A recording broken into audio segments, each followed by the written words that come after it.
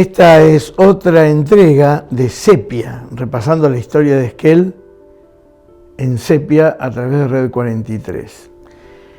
Y hoy traje no un tema específico, sino una cantidad de fotografías en blanco y negro que pertenecen al Archivo Histórico Municipal, que me las cedió, estas y muchas más, para hacer este tipo de trabajos de investigación, para ilustrar algunos de mis trabajos editados o para hacer algunas notas a través de las redes sociales, jugando un poco con las imágenes del pasado de Esquel. Una querida amiga que está siempre presente, Nilda González. Y hoy, aprovechando este material, elaboré esta especie de exposición o muestrario para que ustedes puedan apreciar no solo las imágenes, sino también el valor que tienen desde el punto de vista histórico, del conocimiento del lugar, del reconocimiento, si es posible, de las personas que aparecen como protagonistas de algunas de las imágenes. Y para hablar un poco, quizás ese sea el tema precisamente, fotografías del Esquel viejo. ¿Qué tiene que ver el tema de la fotografía con la historia? Bueno, es un testimonio importantísimo y a medida que va pasando el tiempo y crece la tecnología, el testimonio de imágenes se ha ido mejorando, obviamente. Cuando no había cámaras fotográficas, como ustedes lo pudieron apreciar, los que vieron, o lo pueden volver a ver, inclusive porque está en la lista de Red 43, el programa sobre el inglés Musters. No tenía cámara, no tenía ningún tipo de estas protocámaras fotográficas o de estos adelantos que en Europa ya se iban trabajando.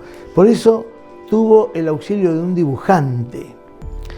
Lo mismo sucedía con las expediciones de arqueólogos en la zona de Yucatán, en México, cuando empezaron a desenterrar esas enormes y monumentales edificaciones en piedra de las ciudades mayas, por ejemplo, que se las había tragado la selva. Bueno, no había cámaras y las primeras comunicaciones testimoniales de qué era lo que estaban descubriendo se hicieron a través de dibujos, por medio de artistas que tenían la capacidad de hacer eso que se llama una imagen casi fotográfica, hiperrealista, muy capacitados para ello, y lógicamente de esa manera quien lo veía se hacía una cabal relación con ese objeto lejano que era producto de una investigación. Esquel ya arranca con pobladores desde finales del siglo XIX, se instala ya el plano de la ciudad, las primeras tierras que se entregan, el telégrafo, los pobladores que se asientan en el casco histórico, casco urbano, y la fotografía ya existe. Ahora son cámaras, obviamente muy antiguas, cámaras muy precisas que tienen, muchas de ellas, un negativo de vidrio. Y por supuesto eran ese tipo de cámaras donde la gente se ubicaba, no respiraba, se quedaba quietita durante un tiempito breve, hasta que por medio de la luz se efectuaba ese proceso químico sobre la placa que correspondía, en este caso algunas son negativos de vidrio, y se producía la fotografía. Luego esa placa pasaba por el laboratorio, todo muy artesanal, nada que ver con esta práctica tecnológica actual que son las cámaras digitales, nada que ver. En aquel momento también era importante reconocerlo, las fotografías no estaban al alcance de la mano de las familias, y mucho menos de las familias con menores ingresos o más carentes. Por eso se llamaba a un fotógrafo. En la ciudad había varios fotógrafos. Hay unos que recuerdan muchos antiguos vecinos, y en algunas imágenes está su sello de apellido Aramendi.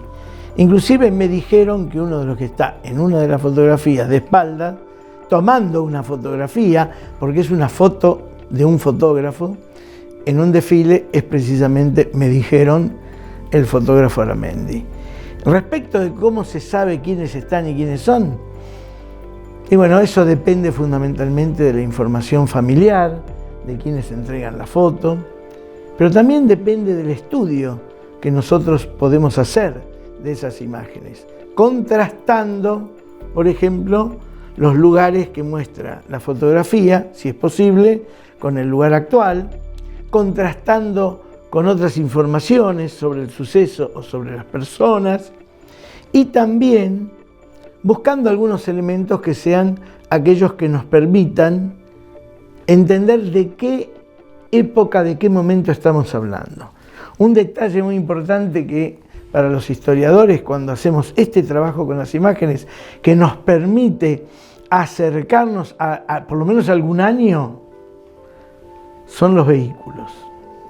Cuando uno ve un coche y sabe o averigua o le informan que ese coche es tal marca y tal modelo, uno dice, bueno, este es un elemento que me permite discernir más o menos de qué época estamos hablando, ¿no?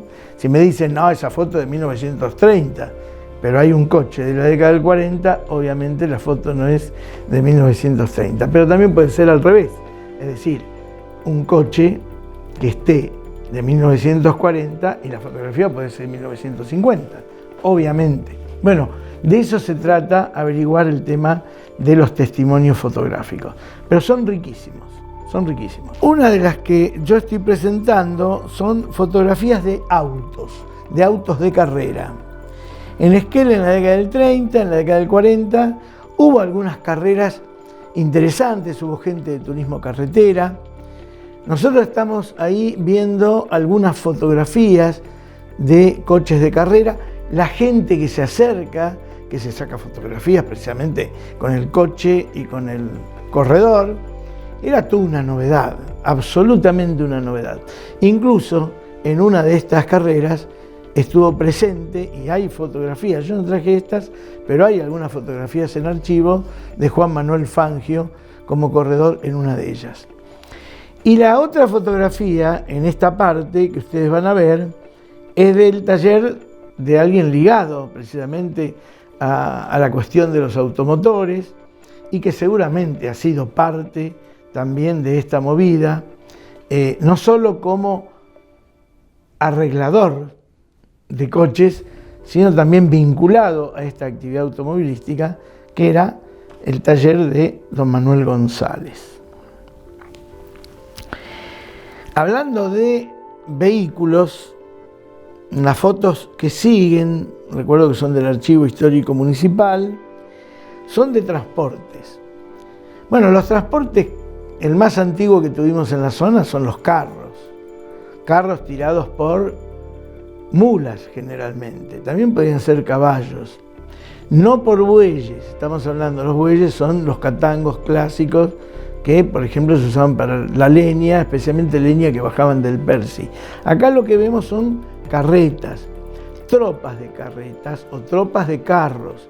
Depende la cantidad de carretas, más grande, más pequeña la tropa, y el tipo de carros, el tipo de ruedas. Generalmente eran ruedas altas. ¿Qué se colocaba arriba de las tropas de carro? Bueno, la generalidad decía, desde las puntas de rieles o de los puertos, llegaban las tropas de carros con todo tipo de mercadería a las casas de ramos generales. Y desde las estancias o desde los lugares de acopio, incluyendo los diversos pueblos, hacia las puntas de rieles, luego por tren a los puertos o directamente al puerto, las cargas de cueros y lanas y otro tipo de elementos que se podían llevar desde las estancias. Podrían ser pieles de animales cazados, de animales silvestres, pero fundamentalmente lanas y fundamentalmente cueros. Luego, a medida que se ampliaron las redes viales, por los caminos de ripio, fundamentalmente, empezaron a llegar otras tropas, las tropas de camiones. Obviamente acá hay un salto cualitativo, hay un salto en el tiempo y también van a ir cambiando las rutas a medida que se van acabando las tropas de carro, porque al haber más camiones, las rutas se pueden hacer mucho más rápidas. ¿Por qué? Porque donde iban las tropas de carro, ¿dónde paraban? Paraban donde había pasto y donde había agua. Por lo tanto, era más zigzagueante la ruta de las tropas. El camión, en cambio, tiene mayor autonomía, necesita un lugar donde cargar combustible. Por eso, donde paraban las tropas de carro en una época y donde empezaron a parar los convoyes, diríamos las tropas de los fleteros en camiones, ahí también no había pasto ni agua, pero había lugar de hospedaje o el común boliche de campo que de alguna manera servía para un descanso reparador. Las otras fotografías que tengo son más urbanas, son más de entrecasa, aunque son de calle, quiero decir más cotidianas. El tema de la cuestión funeraria. En Esquel había básicamente durante mucho tiempo una empresa funeraria que también fue renovándose de carros con caballo a vehículo de color negro, todos ellos, y se realizaban los correspondientes cortejos. En la imagen que tenemos con carros y caballos negros, que era muy común en muchas ciudades ese tipo de cortejo, y que se usaba el blanco en algunas ciudades para los cortejos fúnebres de niños, por ejemplo. Bueno, ahí vemos uno que creo que es por la calle 9 de Julio, va el cortejo detrás del carro con toda su ornamentación fúnebre y los caballos, ataviado como corresponde el caballero que dirige, el chofer, el conductor, y si observan bien en esta fotografía, el equipamiento del carro fúnebre no tiene cruz, por lo cual es muy probable que la persona, el difunto, haya sido alguien de religión protestante, quizás de la colectividad galesa, puede ser. En la otra fotografía que vemos ahora, es un cortejo, también por la calle 9 de Julio, creo que la esquina es 9 de Julio y 25 de Mayo. Parece una procesión, pero una procesión no va con tantos vehículos. Ahí hay un vehículo adelante, sigue la gente detrás, el cortejo va acompañado con gente de a pie y es evidentemente un poco más moderna, diríamos, más cercana a nosotros, no mucho, que precisamente la anterior. Respecto del tema de cortejos fúnebres, tengo que agregar una cuestión. A veces la única fotografía o la única fotografía medianamente actualizada de una persona era la fotografía de su muerte. Las fotografías de difuntos son una especie de trabajo historiográfico que se realiza con las imágenes, se hace con sociólogos, antropólogos, y ¿esto por qué? Bueno, algunos lo vinculan con cierto grado de morbosidad, pero no, son impactantes. ¿Por qué?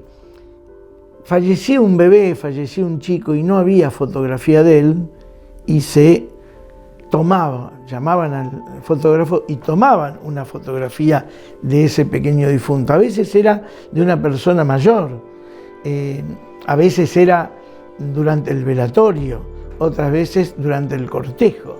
Yo recuerdo que de pibe, estaba en la escuela primaria y en la casa de mi bisabuela encontramos con mi primo una cantidad impresionante de fotografías de inmigrantes, gente bajada de los barcos, gente con valijas, cumpleaños, de casamientos, toda gente muy humilde, obviamente tomadas por un fotógrafo. Bueno, también vimos un par de fotografías de difuntos que, según nos dijeron en aquel momento unos tíos, eran precisamente de nuestro bisabuelo, en ese caso, hablo de mi primo y yo. En 1938, 37, 38, empieza ya todo el tramiterío para asentarse el ejército en Esquel. Había sido un pedido de la comunidad, unos muchos años antes, al entonces ministro de guerra del presidente Alvear, creo que fue sobre el final de la presidencia de Alvear, 1928, el ministro de guerra era el general Agustín Pedro Justo,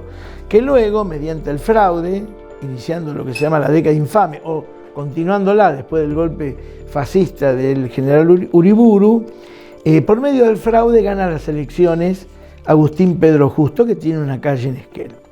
Hizo unas cuantas chanchadas el presidente injusto, no justo, pero no obstante hay dos o tres cuestiones a su favor que hay que asignárselas. Una de ellas la creación de vialidad nacional y un empuje a las rutas y también un empuje a los parques nacionales, de los cuales acá en la zona patagónica nuestra, en la cordillera, aparece la creación del Nahuel Huapi y también el de los Alerces en 1937. En este caso, lo que nosotros vemos son fotografías del Regimiento de Infantería de Montaña 21 que empieza a hacer algunas cuestiones de ayuda a la localidad ante las inundaciones, algunos comedores o merenderos escolares, entregan el busto y hacen todo un acto en la Plaza San Martín, entregando el busto de San Martín.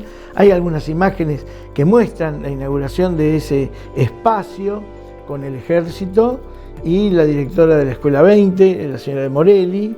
Hay otras imágenes haciendo pruebas atléticas o ejercicios militares, en La Hoya, con esquíes, llevaban mulas a un destacamento que estaba cerca de los cipreses, montaña arriba. Otros desfiles habituales en los días de nieve, los días diríamos de tormenta, porque teníamos 20 de junio, teníamos el 9 de julio, y el 25 de mayo, época de invierno. Y aquí en una de las imágenes podemos ver que la foto es muy, pero muy buena. Todos los charcos de la tormenta sobre la calle de Ripio, la calle 25 de mayo, en el mismo sentido que está hoy la línea que siguen los automóviles. Hay un fotógrafo, obviamente de espaldas, con una cámara tomando una imagen del desfile. Me dijeron que ese fotógrafo es el fotógrafo Aramendi, que tantas fotografías dejó acá en Esquel. Atención, alguien le toma la fotografía, posiblemente alguien que lo auxiliaba, posiblemente con una cámara del mismo Aramendi. En todos los actos el ejército estaba obviamente desfilando, como no podía ser de otra manera. Y acá aparecen rostros. Así que son fotografías de fútbol. Son también del Archivo Histórico Municipal. El fútbol se jugaba en algunos baldíos adaptados con los arcos correspondientes, no había demasiado césped, había bastante tierra y polvo. Había una parte de un lote donde ahora está la sede del Banco Nación. Allí había una cancha de fútbol, había otra más cerca del Arroyo, de la Escuela 54. Podríamos hablar de algunos clubes que se fundaron, el Argentino, San Martín, Independiente, Belgrano, mucho más acá. Estos clubes de barrio adoptaban alguna camiseta, muchas veces tomada del fútbol de primera división, fundamentalmente Buenos Aires, eventualmente alguna ciudad cercana, pero la mayoría adoptaron esos colores. Bueno, Independiente, el rojo, típico de Independiente de Avellaneda, el Club Belgrano, la camiseta de Boca, simpatías mediante de sus fundadores, y congregaban a mucha gente, y sobre todo gente joven y chicos y público, ¿no? Eran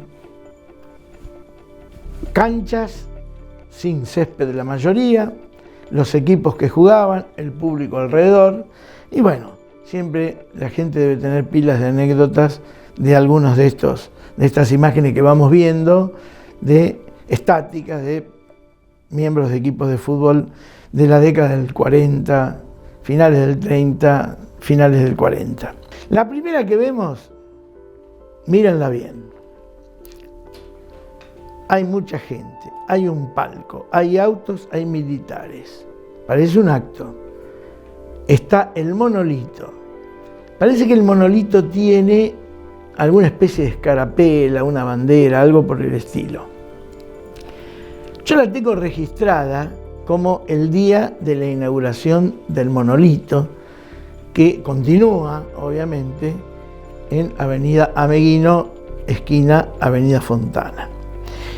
Puede que no sea la inauguración del monolito, puede que sea otro acto, pero indudablemente el acto tiene que ver con el monolito y el monolito tiene que ver con la fecha por la cual se construyó y se inauguró ese monolito.